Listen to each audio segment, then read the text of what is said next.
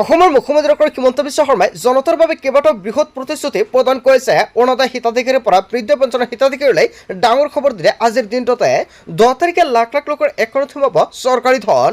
প্ৰতিগৰাকী হিতাধিকাৰীৰ একাউণ্টত জমা হ'ব এই ধনৰাশি।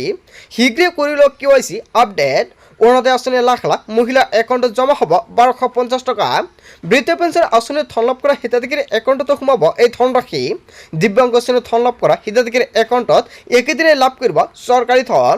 ধন লাভৰ পূৰ্বে আপুনি ঠিক কৰি লওক আপোনাৰ একাউণ্ট। লাখ লাখ মহিলাৰ বাবে এটা ভাল খবৰ আহি পৰিছে। অৰুণোদয় 2.0 অৰুণোদয় 3.0 টকা চৰকাৰৰ ফালৰ পৰা প্ৰদান কৰা হ'ব আপোনাৰ বেংক একাউণ্টত। যদি আপোনাৰ একাউণ্টটো আপডেট কৰিবলগীয়া আছে অতি শীঘ্ৰে আপডেট কৰক। লগতে অৰুণোদয় আঁচনিৰ টকা যদি আপুনি আগতে পাইছিলে এই মাহত আপুনি টকাটো পোৱা নাই নেকি, বা যদি আপুনি যোৱা মাহত টকাটো পোৱা নাই তেনে ক্ষেত্ৰত আপোনাৰ নতুনকৈ আবেদন কৰিব লাগিব। অসমৰ মুখ্যমন্ত্ৰী ডক্টৰ হিমন্ত বিশ্ব শৰ্মাই সকলোকে নতুনকৈ আবেদন কৰিবলৈ আহ্বান জনাইছে। অৰুণোদয়ত বাদ পৰা প্ৰতিগৰাকী মহিলাই লাভ কৰিব অৰুণোদয়। এই মুহূৰ্তৰ ডাঙৰ ঘোষণা কৰিছে মন্ত্ৰী ৰঞ্জিত কুমাৰ দাসে।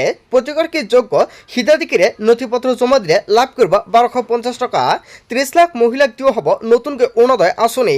ৰাজ্যৰ প্ৰতিটো সমষ্টি মহিলাক দিয়া হ'ব অৰুণোদয় আঁচনি আৰু সমষ্টিয়ে চৰকাৰে বিতৰণ কৰিব অৰুণোদয় আঁচনিৰ প্ৰপত্ৰ। অৰুণোদয় আঁচনিৰ পৰা যিসকল মহিলাৰ নাম কৰ্তন কৰা হৈছে তেওঁলোকক পুনৰ লাভ কৰিব অৰুণোদয় আঁচনিৰ সুবিধা। আত্মনিৰ্ভৰ আঁচনিত আবেদন কৰা যুৱকসকলক দিয়া হ'ব 2 লাখকৈ টকা। প্ৰতিটো সমষ্টিৰ 593 গৰাকী যুৱকক দিয়া হ'ব 2 লাখকৈ টকা। অসমৰ মুখ্যমন্ত্ৰী ডক্টৰ হিমন্ত বিশ্ব শৰ্মাৰ লগতে মন্ত্ৰী ৰঞ্জিত কুমাৰ দাসেও কেইবাটাও গুৰুত্বপূৰ্ণ মন্তব্য কৰিছে।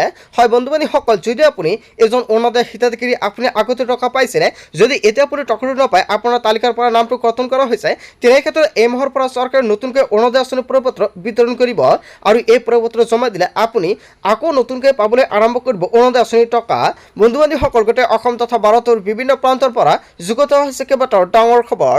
এনেবোৰ খবৰ নিতৌ পাই থাকিবলৈ চেনেলটি ছাবস্ক্ৰাইব কৰি ভিডিঅ'টো এটা লাইক কৰিবলৈ নাপাহৰিব। So thank you for watching full video.